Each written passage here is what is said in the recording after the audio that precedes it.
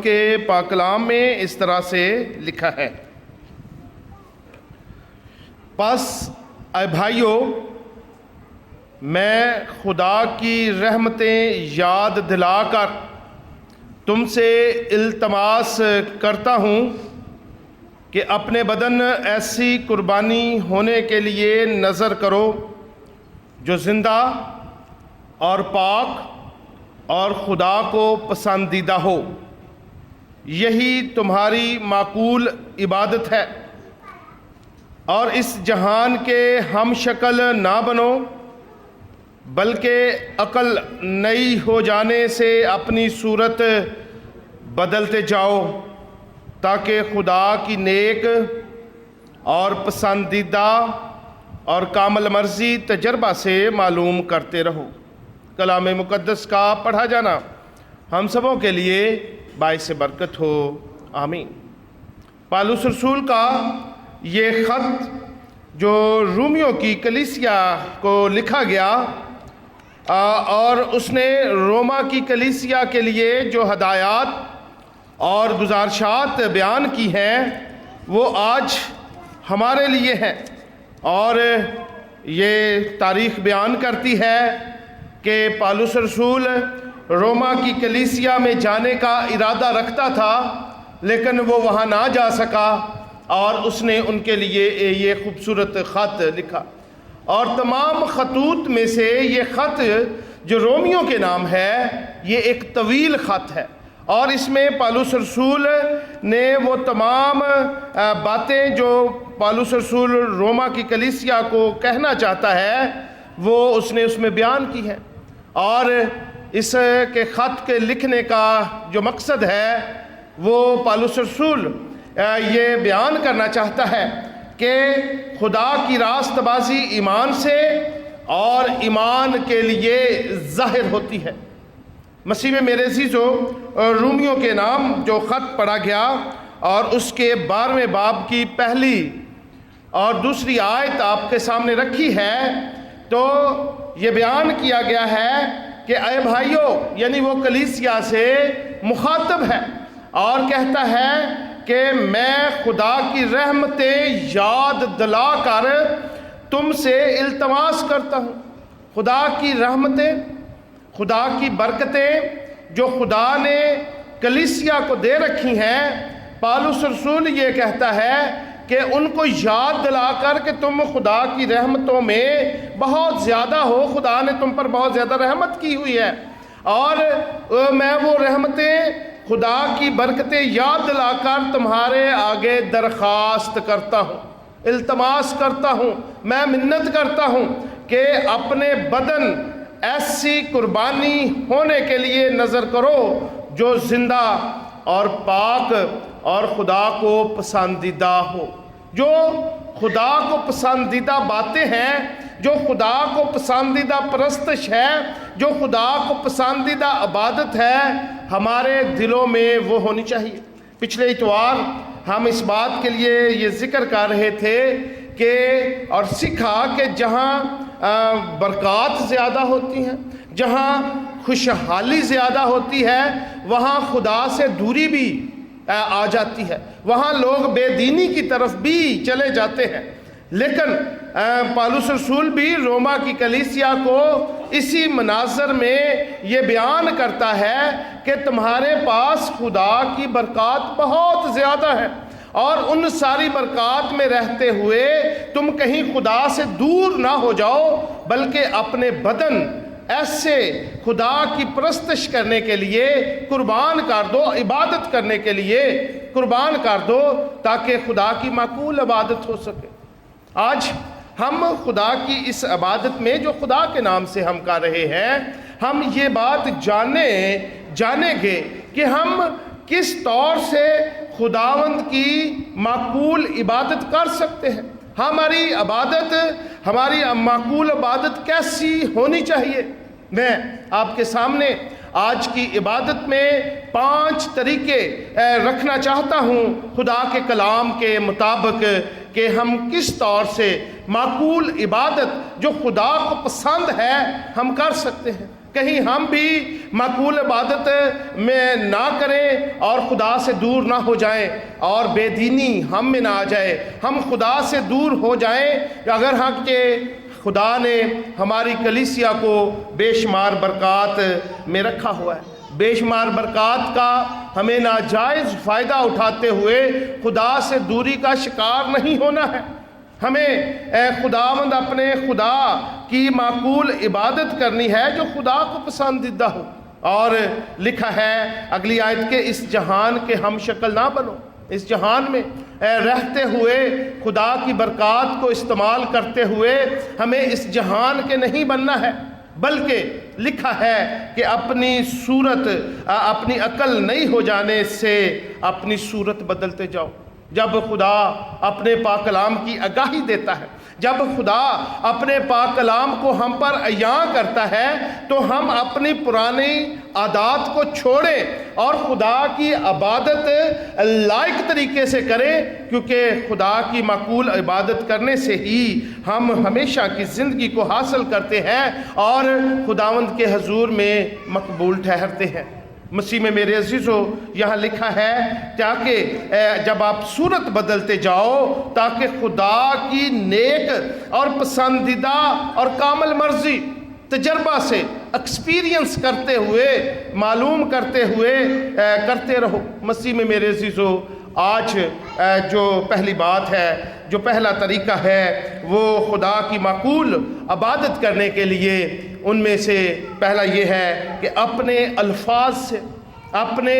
جو ہم الفاظ ادا کرتے ہیں ان سے ہم خدا کی معقول عبادت کریں۔ جب ہم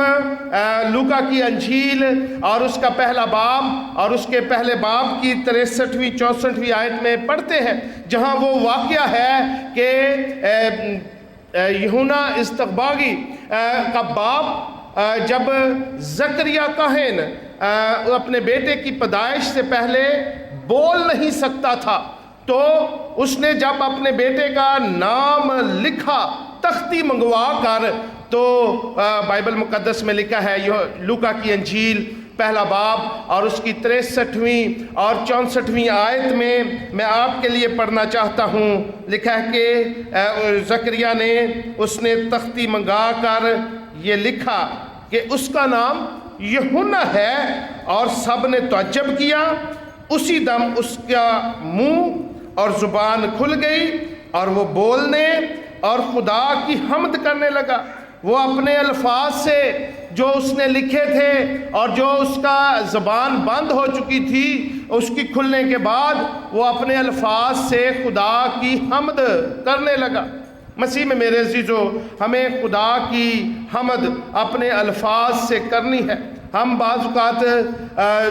گرجا گھر میں ہوتے ہوئے یا عبادت کے مخصوص وقت میں تو ہمارے الفاظ اچھے ہوتے ہیں، لیکن عام زندگی میں، عام حالات میں ہم نازیبا الفاظ سے ہی کام چلاتے ہیں۔ ہم اپنے الفاظ سے ایسے ادا کریں کہ خدا کی معقول عبادت ہر وقت ہی ہمارے منہ سے ہوتی رہے۔ ہم اپنے الفاظ سے خداوند اپنے خدا کی جو ہے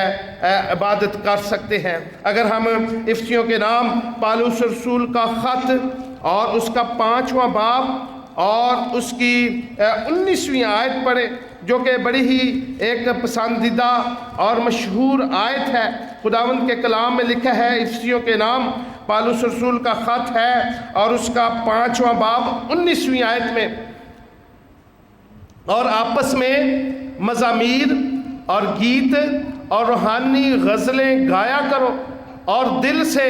خداوند کے لیے گاتے بجاتے رہا کرو۔ ہمیں آپس میں جب ہم ایک دوسرے سے ملتے ہیں عام حالات میں، تو وہاں بھی خدا کا کلام یہ بیان کرتا ہے کہ آپس میں مزامیر، گیت، روحانی غزلیں گایا کرو اور دل سے خداوند کے لیے گاتے بجاتے رہا کرو۔ ہمیں اپنے الفاظ کے ساتھ خداوند اپنے خدا کی معقول عبادت کو کرنا ہے۔ ہمیں اپنے الفاظ کے ساتھ خداوند کی عبادت کرنی ہے۔ اور عبرانیوں کے نام خط اور اس کا 2 باب اور اس کی اگر 12ویں آیت پڑھتے ہیں تو اس میں بھی لکھا ہے کہ میں تیرا نام، چنانچہ وہ فرماتا ہے میں تیرا نام اپنے بھائیوں سے بیان کروں گا اور کلیسیا میں تیری حمد کے گیت گاؤں گا۔ ہمیں حمد کے گیت گاتے ہوئے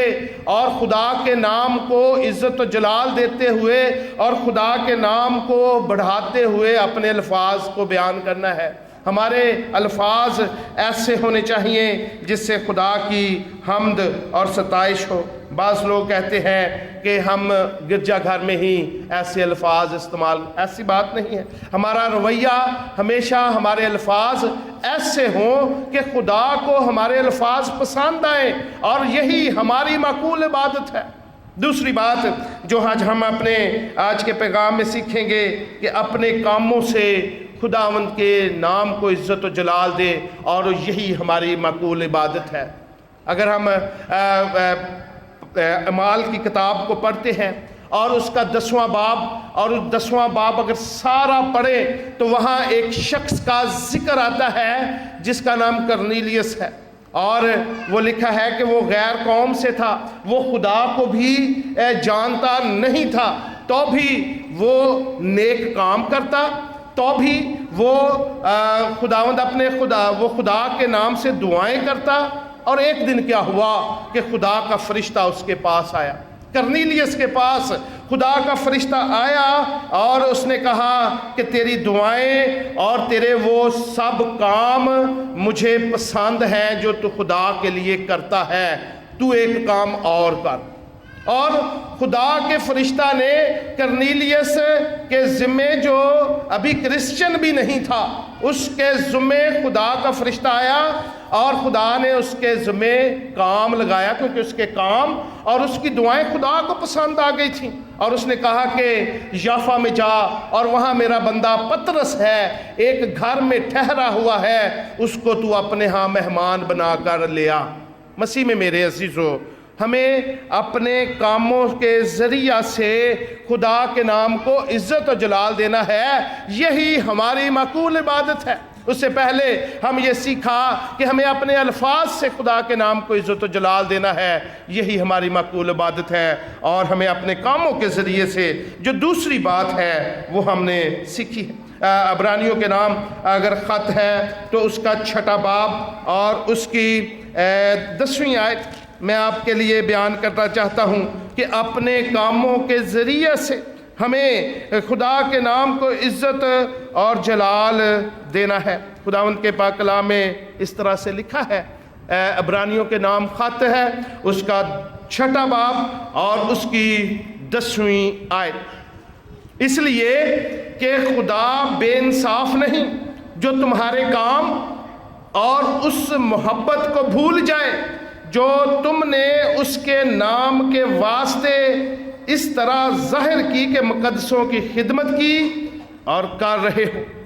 مسیح میں میرے عزیزو،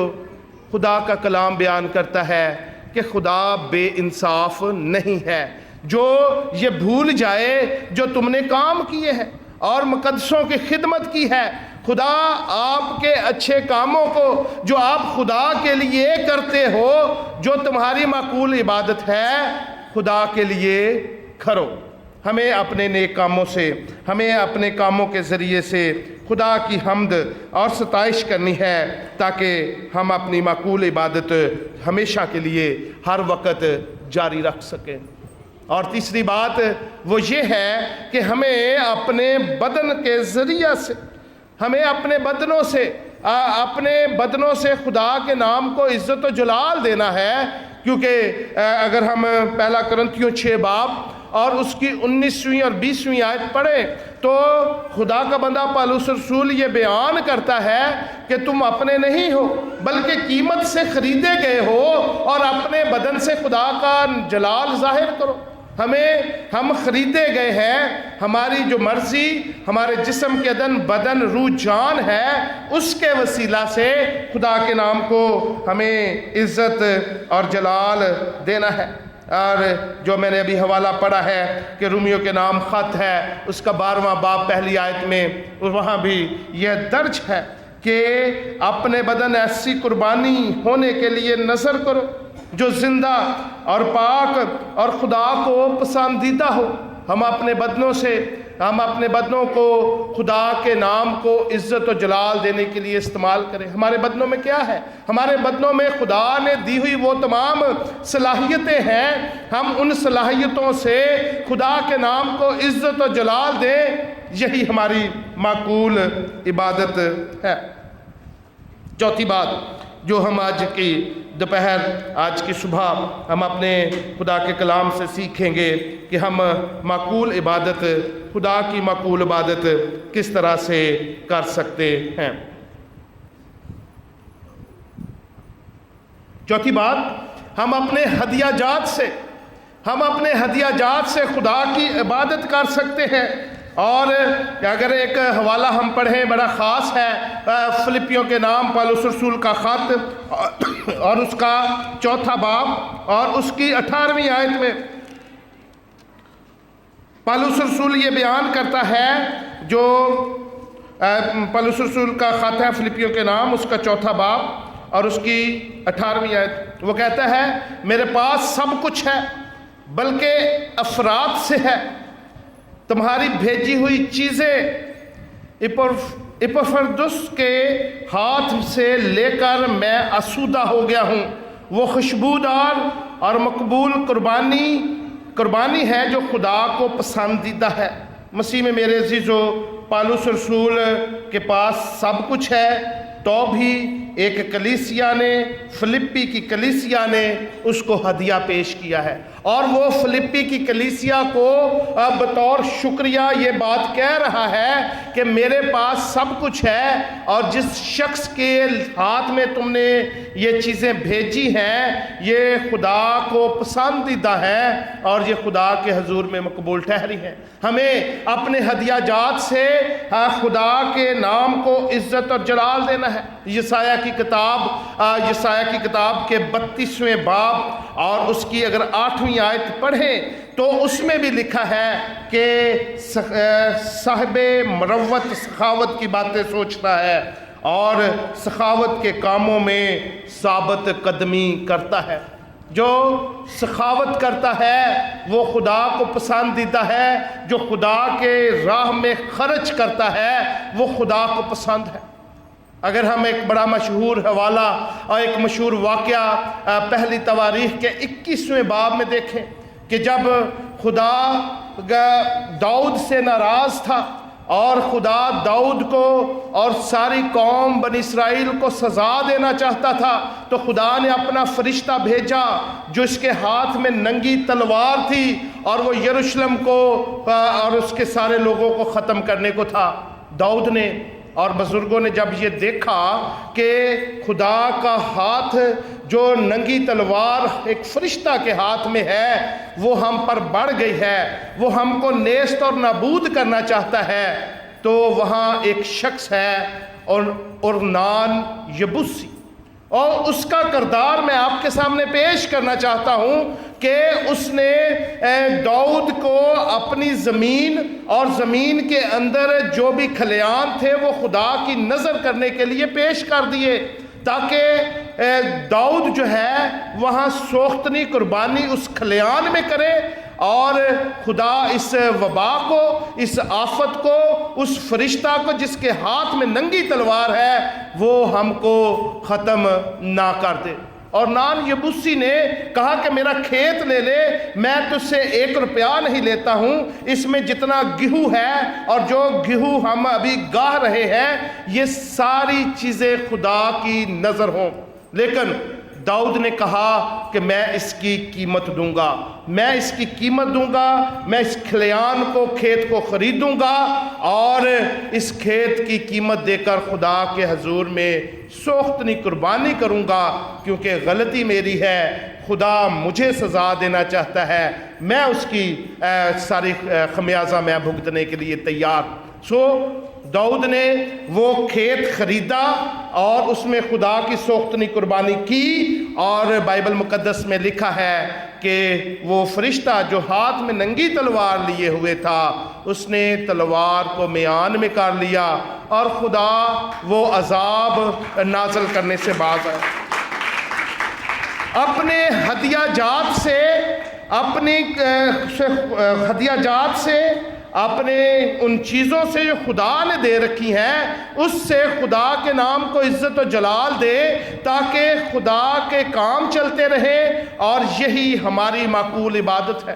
آج ہم اس بات کے لیے سیکھ رہے ہیں کہ ہم خدا کی معقول عبادت کیسے کر سکتے ہیں۔ تو پہلی بات ہم نے جو سیکھی ہے کہ ہم اپنے الفاظ سے